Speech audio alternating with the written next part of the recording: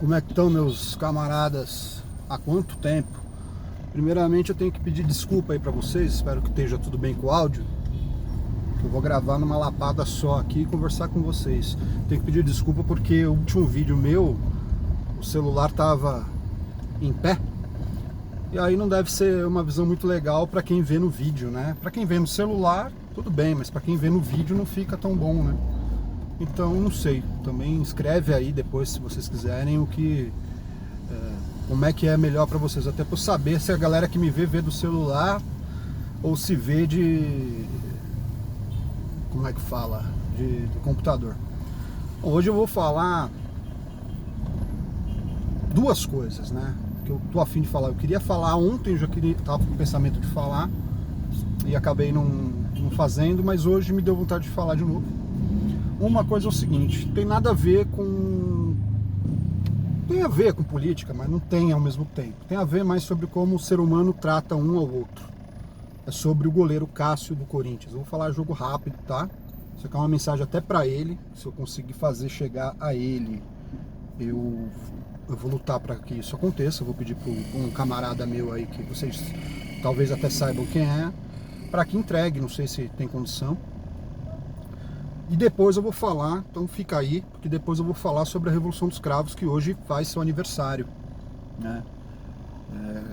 Mas eu não vou falar com data, todo rebuscado, cheio de detalhes, até porque eu não sei. Mas eu vou falar um pouco sobre percepção nacionalista acerca do processo de descolonização a partir da metrópole. Um processo de república também, naturalmente, e tal. E qual república? É importante falar qual república. Bom, em relação ao Cássio é o seguinte, gente. Eu queria dizer, e é pro Cássio que eu quero falar mesmo, né? Como se ele estivesse me ouvindo. E o que eu quero falar para ele é o seguinte, falar: Cássio, você é cristão, então vai entender quando eu disser que você é tremendo, baita goleiro. Não tem atleta na história do Corinthians que conseguiu entregar o que você entregou para esse conjunto de torcedores que é grande. A maior torcida concentrada do planeta. Maior torcida concentrada. Ah, porque o Flamengo é maior. Tudo bem, pode ser. Ah, do Manchester lá no planeta são 600 milhões de torcedores. Eu estou falando de torcida concentrada em proporção dentro do local de origem do clube. No caso aqui é São Paulo, estado de São Paulo. O Corinthians é a maior torcida do planeta concentrada. Cássio, você fez tudo pelo Corinthians. E cara, a verdade é que você está com 36 anos. E dá para um jogador ser goleiro por muitos anos, dá para você ter mais uma década de atuação, eu acho que dá. Mas você sabe, como esportista, que é fase. E a fase, não só a sua, como a do Corinthians, não tá boa. Então, Cássio, ignora sempre. Ignora essa galera que te critica, que fala mal. Mas tenha um sentimento de falar: cara, talvez eu não esteja indo bem agora e eu não preciso ser titular para sempre. Eu falo isso, Cássio, porque eu amo o Corinthians. Todas as gerações, desde da minha família paterna, desde que chegaram ao Brasil, todas as do meu avô, né? Todos os espanhóis, são todos corintianos, desde que chegaram ao Brasil. Por quê? Porque o Corinthians era o único clube que recebia imigrante de braços abertos, não importando esse imigrante de onde viesse. Isso para mim é muito importante. Os palmeirenses só recebiam os italianos, por óbvio. Os são paulinos não recebiam ninguém, os quatrocentões do São Paulo. E a verdade é que eu não sei sobre Santos, mas a imigração sempre chegava por Santos, aqui para o estado de São Paulo, então não sei se recebiam bem ou não. Mas o Corinthians eu sei que recebia bem a todos. tive prova que até uma cliente minha, boliviana, falou pra mim, sou corintiana. Por quê? Porque quando eu cheguei, fui morar no Bom Retiro. E ali era o Corinthians. Ali era... O Corinthians já não tava mais lá, mas vocês sabem do que eu tô falando. Então, Cássio, você fez tudo pelo Corinthians, mas há momentos que você precisa descansar, cara, e depois voltar. Você não precisa ser eternamente o titular. Principalmente se a fase não estiver boa. Se a sua fase ruim coincidir com uma fase ruim do próprio clube que você está jogando, no caso o Corinthians, aí é um problema, porque você é a pessoa em campo, os goleiros, afora as promessas, afora o árbitro, os goleiros são sempre os caras mais visados. É só uma vaga de goleiro em campo. Então é muito visado. E a galera é muito ingrata. É um tipo de corintiano que, sinceramente, nem devia ser corintiano.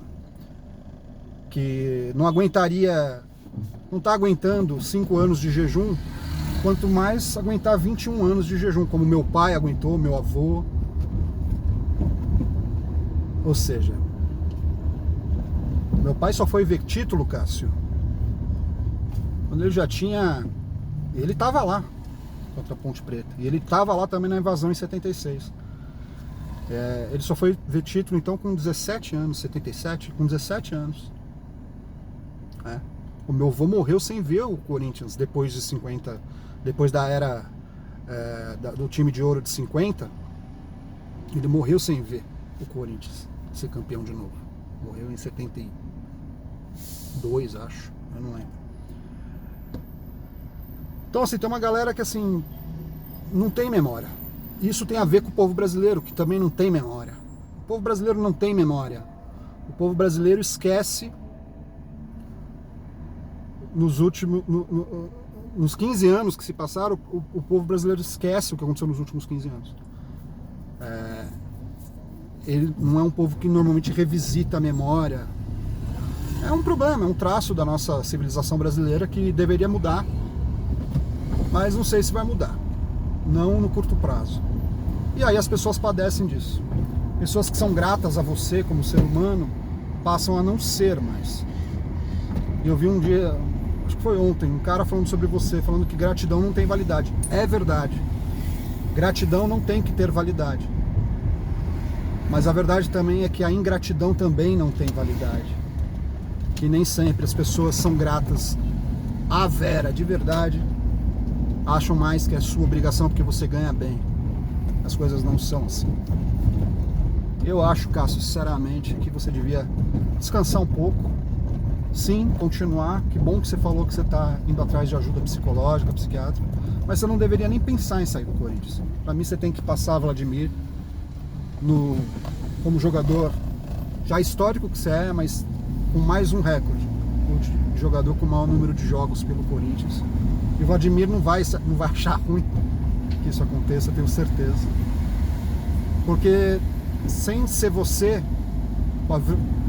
fazendo isso, com a frivolidade do mercado do futebol como é hoje, acho que a gente nunca mais vai ter um jogador que passe o Vladimir.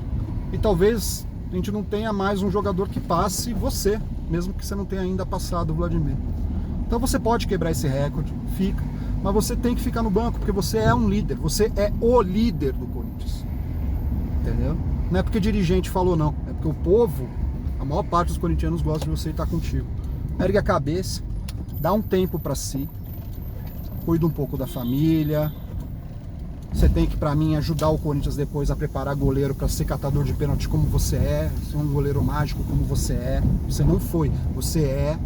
Só que a idade chegou. E tudo bem. E há um detalhe que eu queria te falar também. A maior parte dos gols que você tem levado tem sido rasteiro do seu lado direito. E eu não sei, mas o sentimento que me dá, a sensação, é que você está com algum problema nessa vista ou no ombro direito. Algum receio, alguma coisa que não está bem trabalhada e que precisa ser equilibrado. Você precisa saber cair para os dois lados, você sabe disso melhor que eu, pô. Então, Cássio, o povo nosso ama você, o povo nosso de verdade é grato a você, E eu vou te dizer, o povo nosso acha que você é insubstituível, e você é insubstituível. E é isso. Saindo ou não do Corinthians, você será insubstituível. Mas você não precisa ser substituído no curso do jogo. Essa fase não precisa chegar. Talvez um aceno seu de, olha, eu sei que eu estou limitado nesse momento, que eu não estou no meu melhor, embora esteja dando o meu melhor, e sei que a culpa não é só minha, mas eu vou abrir espaço aí pro Carlos Miguel fazer a história dele também, e eu volto logo. É isso, meu irmão.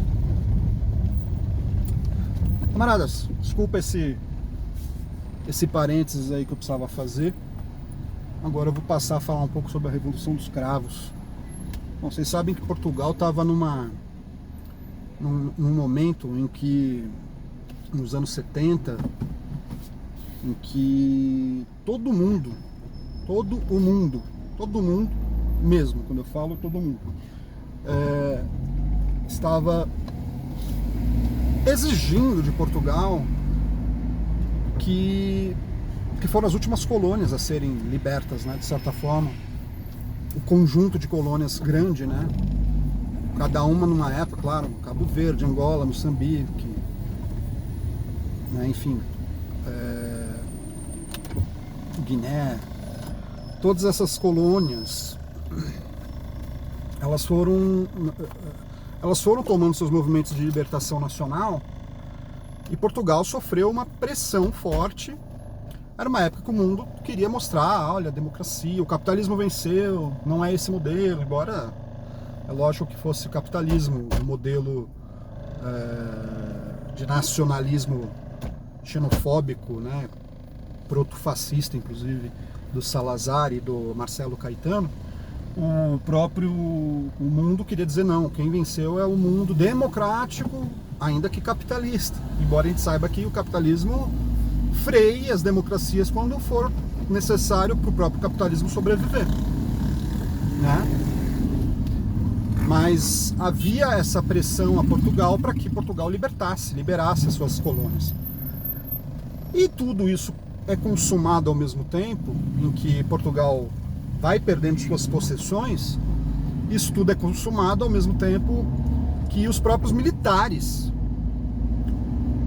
de média patente, de baixa patente, começam a falar para os mais velhos, para os generais: não queremos mais, e nós vamos botar as armas nas ruas, né? Os pelotões, as armas nas ruas, mas é lógico, com cravos.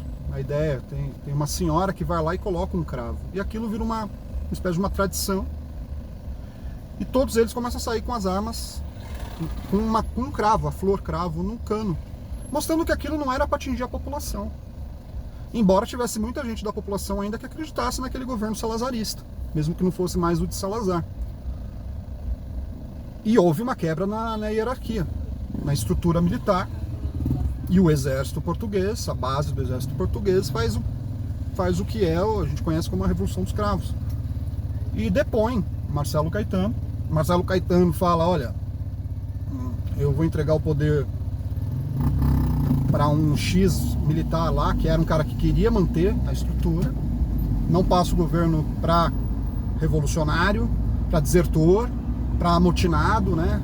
Algo assim ele deve ter falado, não conheço o texto, mas é algo assim que ele deve ter falado. E vou passar para um legalista, para um militar né, da hierarquia, que esteja ainda linkado, e ele vai decidir o que fazer. Aí não adiantou nada que ele passou para esse general, e o general falou: não, acabou o salazarismo, a gente vai precisar fazer tem um nome para isso, é um fenômeno histórico português, porque já era república, mas né, reformulação, eu não sei, não lembro, tá? Mas ele passa, a verdade é que ele passa isso pro povo, e Portugal vai passar então a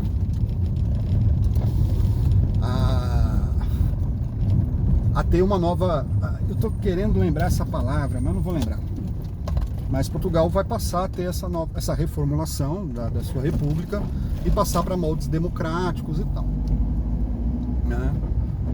E todos os fenômenos que acontecem em mudanças de estruturas governamentais vai acontecer também em Portugal, como aconteceu em outros países. A galera vai se aliar para derrubar a ordem vigente e depois vai quebrar o pau para ver quem que fica com os espólios. E cada um vai pegar um naco e é assim que é. Então os socialistas vão pegar um naco, os comunistas vão pegar um naco, a direita vai se reformular, vai pegar seus nacos também. Vai ter gente, até hoje, tem gente que acredita no que foi o governo salazarista, que é aquele fascismo, né, aquele nacionalismo de outroras gloriosas, porque Portugal já foi grande, fez muitas coisas grandiosas, embora perversas também, mas grandiosas, né? O primeiro país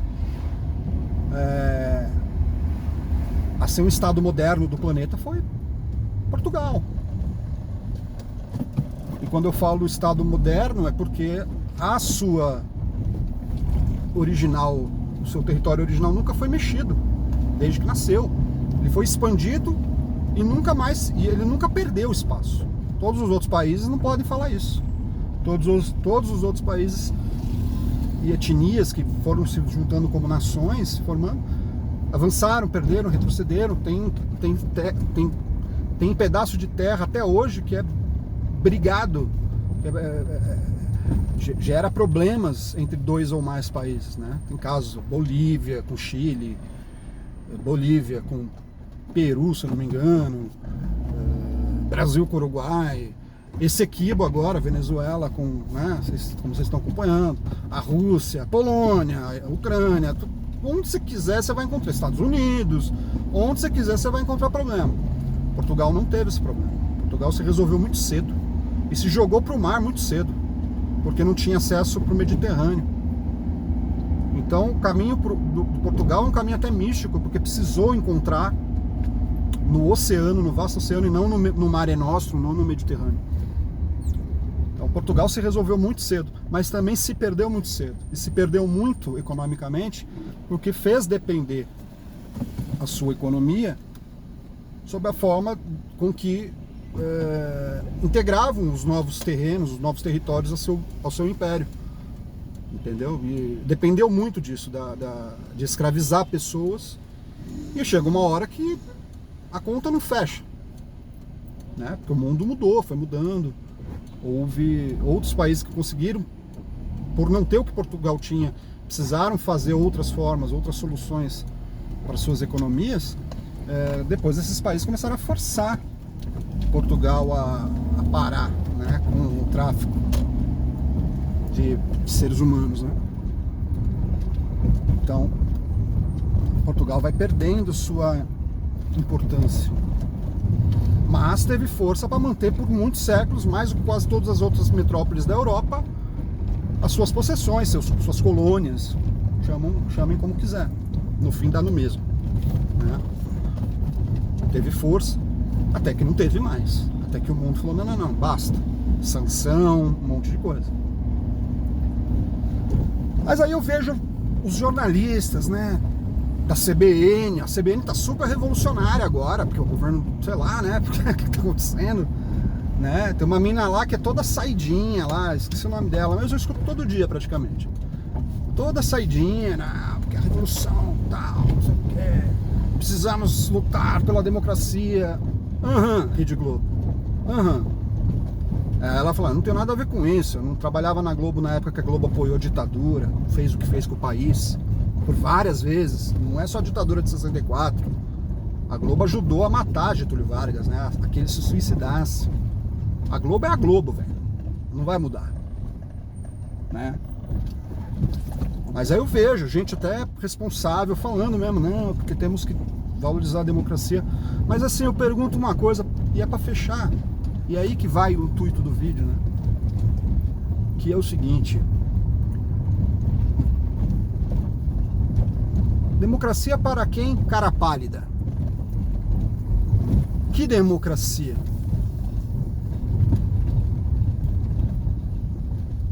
Porque é um fingimento enorme. você achar que você vive num país democrático porque você é chamado para votar de 2 em 2 anos, mas que você não participa da questão orçamentária, das decisões de onde vai o dinheiro que você e eu pagamos, que não é pouco. Que democracia? Uma democracia liberal, burguesa, é essa que precisa continuar? Você vai me falar, claro, antes essa do que uma ditadura. Pode ser. Mas eu tô falando de não manter essa democracia. O que a esquerda e o que até a direita deveria estar fazendo agora é lutando para ampliar a democracia, não para refreá-la, não para mantê-la num status quo de um conjunto de partidos e políticos que estão aí há meio século. Mais ou menos isso que está acontecendo desde a redemocratização, né? E que teve quase o seu ocaso na figura perversa do Jair Bolsonaro, com certeza, não discuto isso. Mas, e aí? Vamos, agora tudo vai estar ótimo. Porque o Lula chegou para salvar a pátria, o Sassá Mutema, e nada... Sim, eu tenho coisas contra o Lula, assim, mas que bom, antes ele do que um segundo governo do Jair Bolsonaro. Antes um terceiro governo do Lula do que um segundo governo do Jair Bolsonaro. E tenho dito. Agora, não era a hora da gente estar lutando para que a democracia realmente se aprofundasse um pouco mais? Vou acender a luz aqui. Não era a hora para a gente lutar para que a democracia se aprofundasse? Para que ela não se mantivesse dessa mesma maneira? Eu tô cansado, seja o político que for, pode ser o político que eu gostava. Eu não defendo mais nenhum político candidato a presidente, eu não tô mais nem aí, velho. Desculpa, tá? Porque eu sei que isso ofende algumas pessoas, mas o meu limite já deu, já bateu, já tô no talo, entendeu? Tô só o fubá mimoso da política, a verdade é essa. Por isso que eu não fico dando muita opinião mais, mas eu tenho opinião. Mas eu tenho mais dúvida do que certeza, sobre tudo.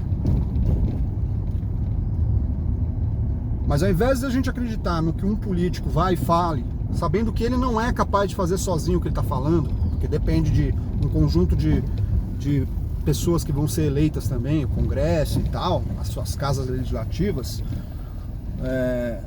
por que a gente não luta para que haja uma maior democratização do orçamento, de processos decisórios, primeiramente nos bairros, depois nas micro-regiões, nos municípios, depois na região de municípios, depois numa região estadual dentro de um estado, depois no estado, depois na região dos estados, até que isso possa, com maturidade, a gente ir elevando, até que seja um processo decisório até no limite federal, nos limites federais. Por que a gente não pode pensar nisso? Porque contemplaria a todos. Contemplaria a direita, contemplaria a esquerda, contemplaria quem não é de lado nenhum, porque seria como uma grande reunião de interesses, como é uma reunião de condomínio. Você participa das reuniões do condomínio, se você mora no seu condomínio, não participa? Você tem que participar, né? A não ser que você já tenha privatizado a gestão do seu próprio condomínio, do lugar onde você mora, para uma empresa terceirizada, né? Terceirizaram para essa empresa ganhar um dinheiro em cima de vocês e botar lá funcionários e fazer todos os processos decisórios da comunidade de vocês. Eu não acredito nisso, né? Mas vai falar, porra, mas isso é mau trabalho, tá me dando mais trabalho como cidadão? É claro. Caceta, se você tiver dentro do seu município um orçamento previsto pro teu bairro e você puder participar na reunião do teu bairro para saber o que vai acontecer com aquele dinheiro, você não iria? Tá bom, mas aí quem não vai ter sua vida no bairro decidida por quem vai. E é isso, é a participação pública. Aí você vai falar, pô, mas isso é meio complicado e tal. Cara, a gente paga imposto pela internet já, né? A gente compra coisa pela internet, a gente faz vários usos da tecnologia para tanta coisa já na vida da gente. Isso não tem 20 anos. Como é que os processos decisórios da população também não podem ser feitos, alguns deles, virtualmente? Ah, não quero participar de reunião. Tudo bem, mas você votaria nessa questão aqui, ó? Estão levantando questão aqui, tem um aplicativo, vamos... Por que não? Por que a gente não pode lutar por isso e não precisa nem pegar em arma para exigir isso? A gente vai ter que fazer umas manifestações, vai ter que exigir que as coisas sejam dessa maneira, que os políticos eleitos não decidam tudo. Não dá pra gente confiar, dar uma procuração de cidadania na mão de um cara que vai falar que vai fazer isso, que acredita nisso, que acredita naquilo, mas chega na hora, ele vai ver um outro ecossistema. E aí talvez ele seja até bem intencionado, bem imbuído, mas ele não vai conseguir fazer nada sozinho. Isso se for, como eu disse, bem intencionado, bem imbuído. Às vezes o cara não é, às vezes ele só tá mentindo, porque ele quer aquele valor lá na conta dele, no mínimo. 25 minutos, já deu tempo demais. Mas é que assim, eu acho que é muito lindo a CBN, qualquer jornalismo aí, falar sobre o bem da democracia. Mas essa democracia que a gente vive aqui, que é a que Portugal vive lá, que é a que a Espanha vive lá, que é o que todos esses outros países vivem, não é bem democrático, né, cara? Não é bem democrático. Lá, lógico que eu volto a dizer, antes disso, do que um processo um pouco, né, retardatário, civilizatoriamente falando, né, um processo que veio antes, para que voltar a isso? Mas não, então a questão é avançar a democracia. Não é frisá-la. Sabe por quê? Porque as contradições desse modelo democrático que a gente está vivendo agora,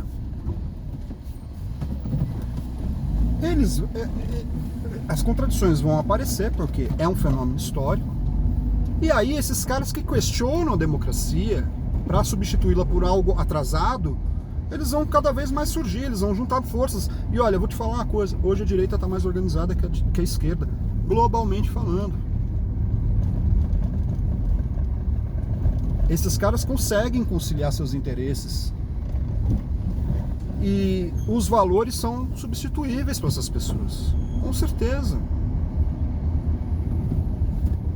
Então você vai vendo lá, vai formando uma coluna de governos de extrema direita, e mesmo que esses governos sejam substituídos no curso da vida social, esses caras ainda existem, eles não vão deixar de existir, gente.